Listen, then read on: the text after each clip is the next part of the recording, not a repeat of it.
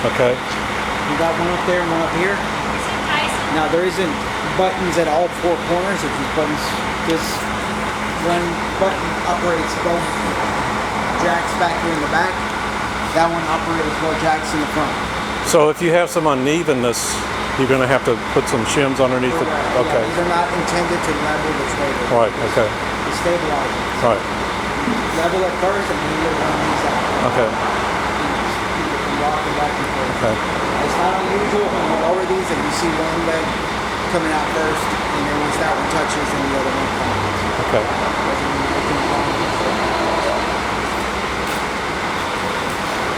That's where you hook up that little water hose.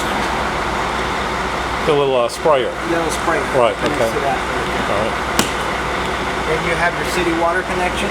Right. And this is to flush your black tank. So Okay. you don't have to run the hose in through the window or anything Right. like Yeah. that. Yeah. Okay. Yeah, So that's just a standard hose connection? Yep, that's standard hose connection. Okay, so run it wide open. You did that when the tank's empty, or? Yeah, after you empty your black tank, then run that for about 2-3 minutes with your dump valve open, Okay. and that should be good now. Okay. Spare tire. Now you said to lower your spare tire. This is just Yeah, some of them have the spare underneath, tire mounted okay, underneath, okay. and there's a place where you stick Right. in that lever. And right, like Or a is it pickup truck. This Yeah. was just on the back. Okay. Yeah, this one's just Okay. side mounted. All right. You have a place to connect optional backup camera. Okay. It's pre-wired for it. What is this? That's to mount a ladder. There's an accessory ladder that they sell by Lippert. It's telescoping. It's about that tall when it's closed, but when you can extend it up to, all the way up to get up to the roof of the trailer. Then that locks onto that, and down here, so you can access your roof. It doesn't come with a trailer, but it's equipped for a mount for it. Well, that's what I'm thinking. I mean, to clean the roof, you probably want to keep it clean. Yeah, you definitely want to check the roof at least once a year. Okay. Get up there and take a look. Anytime you brush, some branches or anything, you definitely want to get up there. But yeah, that is an optional ladder. Well, I mean, a roof gets dirty just sitting there with dust. I mean, it'll get a coating of black on it after a while. Yeah. That doesn't concern me near as much as brush a branch or something. And you get Oh, I see. If you get a tear. Okay. Yeah. A tear. Yeah. Okay. I got you. Okay. If you find it right away, you can fix it with some repair tape. Right. It's probably less than $30. What do y'all recommend as far as maintenance on the roof? Well, like at least once a year, get up there and take a look. Right. If you're using it quite a bit and it's not in storage, probably twice a year, get up there and look at all the seams where All your penetrations are. Yeah. Well, yeah, where these seams, anytime you see all that that white stuff. Yeah. That's a sealant. Okay. That's a special sealant that Right. they use on these. Okay. It's not like regular caulking that you would buy at Home Depot or something like that. It's called Dicor. Right. Dicor is the only thing that's to be used on that roof. Meaning, because you can't use, like you get any other kind of silicone, you can put it on the edges and stuff like that and you think it's working. It's not. Once it dries, it's going to peel. Okay. It doesn't stick. That special, that EPDM rubber that Right. they use for the roof, Right. nothing really sticks to it except Dicor. Okay. So any place you have roof penetrations, you see a whole bunch of Dicor Right. wrapped around it. Okay. So- I think I read about it. It's a self-leveling. You put it on and it kind of Self-leveling, Yeah, and it it'll kind of spreads itself out. Okay.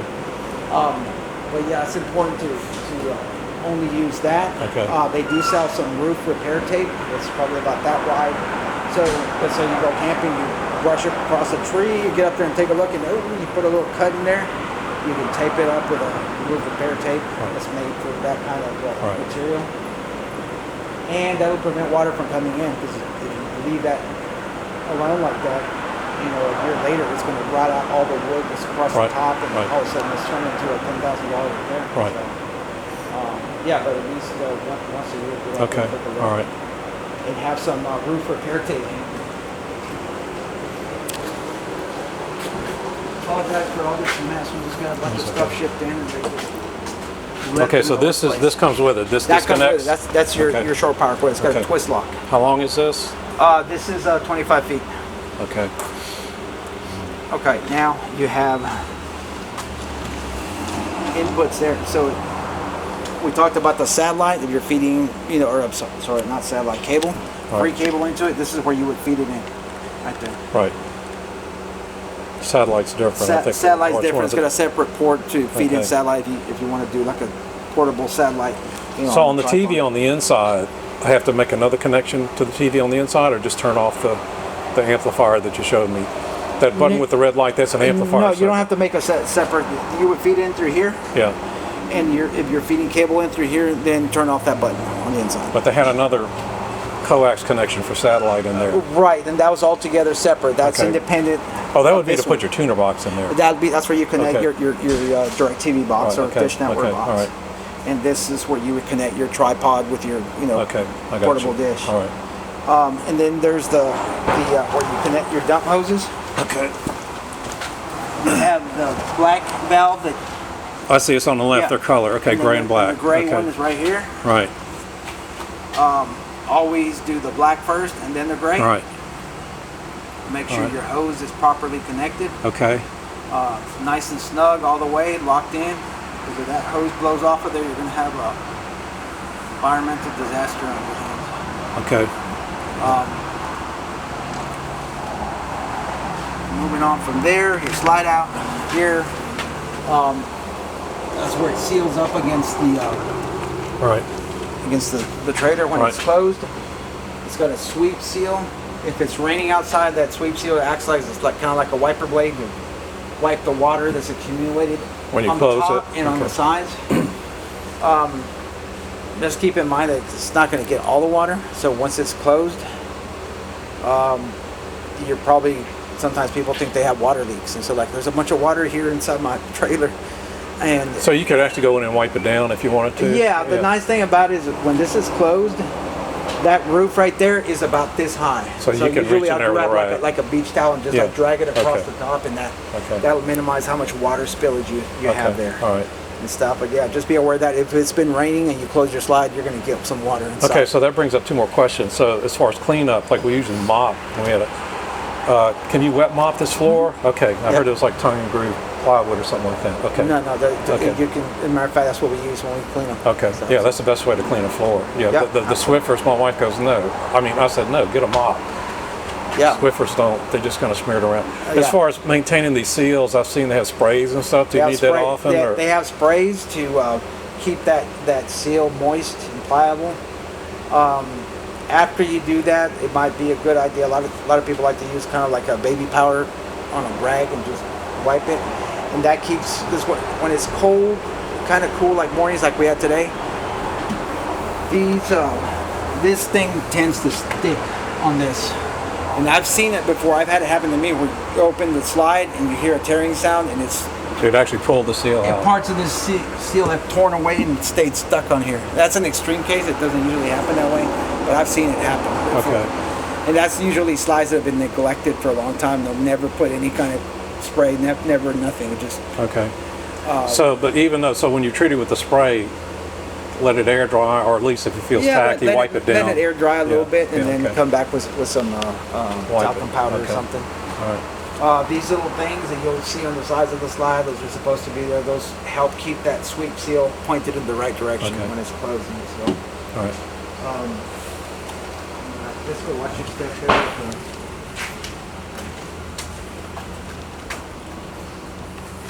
So that little light just turned on. It detected my motion. Right. Oh, okay. Turn on while you're, okay. Yeah. This is the other side of that same bay. Right. This thing looks even bigger. The second time I looked at that storage. Yeah. Yeah, it's a lot of storage. Yeah.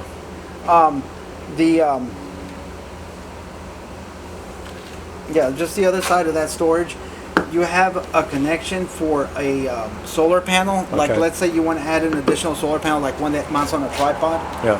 You can connect it in there. Okay. The only thing is that you have to get one that's that same brand Furrion. Okay. They sell a lot of different brands of solar panels, but each company makes a different kind of connector. Okay. So if you get a different brand, it's going to have a different connector. I mean, you It's not can gonna still work. use it. You just Yeah. have to like cut and splice Okay, some wires. all right. But otherwise, get the same brand, it'll plug right in. So if I need to extend this for some reason, what's the options on that? You get another extension cord. They I mean, sell extension cords. okay. Or It just plugs right on in this? yeah, Okay. plug right into the end of it. Okay. Absolutely. All right. Absolutely.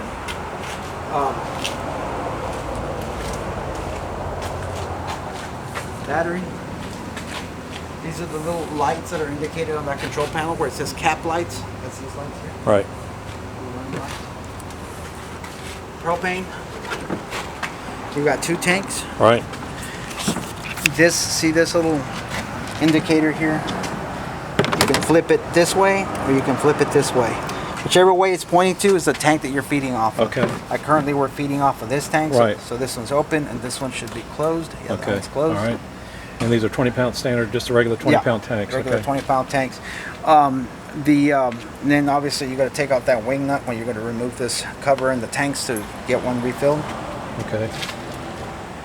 And How does this come out? It just lifts straight up? lift straight up. It's got like a little tie down that holds it down Okay. there in the bottom. All right. And this little thing kind of just snaps back on. Oh, excuse me. Sorry.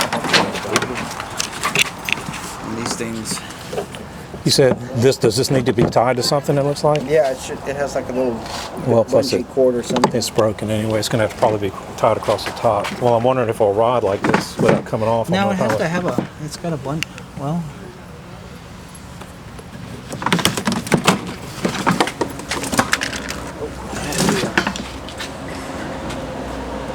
Yeah, this is supposed to be tied down.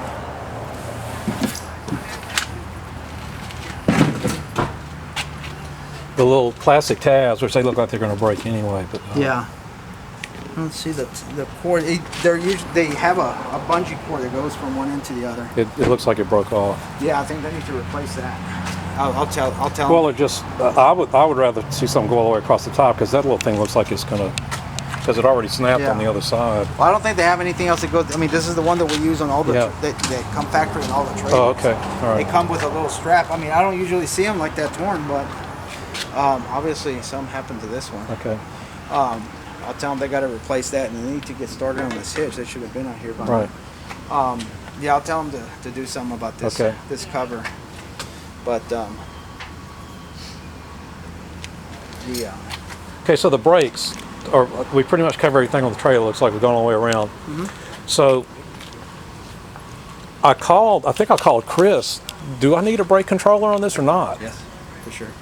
Okay, because they said no, I didn't. They said the Who brakes are. said you didn't? I called the sales place. So the brake controller. No, what- you absolutely positively. So when I step on the brakes, this doesn't turn the brakes on. The it brake. will if you have a brake controller.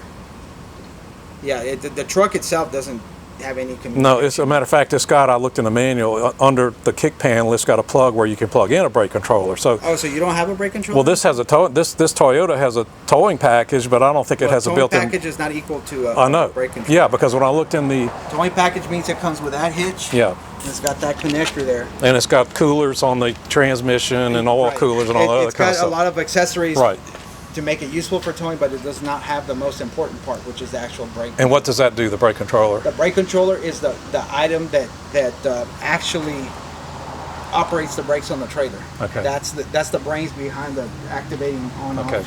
Yeah, because this is not like on my boat. It slides. It's It's got a little pendulum kind of thing that's a what do they call the hitch? Like it actually when you stop, it shoves it back into the hitch, and that's Yeah. like surge brake or something Surge like brake, that. that's Yeah, what they yeah, call it, yeah, yep. yeah. So this has to have the electronic controller. All right. yeah. This has that's what is fed. One of these. All right. One of those One of contacts. these contacts comes up from the brake controller in the front. Right. Okay. You can either get a factory one. We do sell a wireless one that just plugs in back here between the two, and it does all All the functions. the functions wirelessly, electronically. So y'all don't have one that would plug into my port in the Toyota. No. Okay. No, All right. not. And in if I'm gonna stock. pull it, I need to. Yeah. Otherwise, you're pulling it with no brakes. And Yeah. I highly don't No, recommend this no. on this heavy of a trailer. No, I agree. I mean, it's not super heavy, but it's almost 6,000 pounds. So. Yeah. No. It needs. You need. Empty. It's almost 6,000 Well, pounds. plus the other thing is, if I stop fast, it might want to swing around the back. I need it to. Yeah, but Yeah. I'm more worried about it's going to want to shove you right through whatever intersection, Right. whatever you're trying to Or avoid. coming down the bridge. Yeah. Right, Yeah. exactly. Yeah.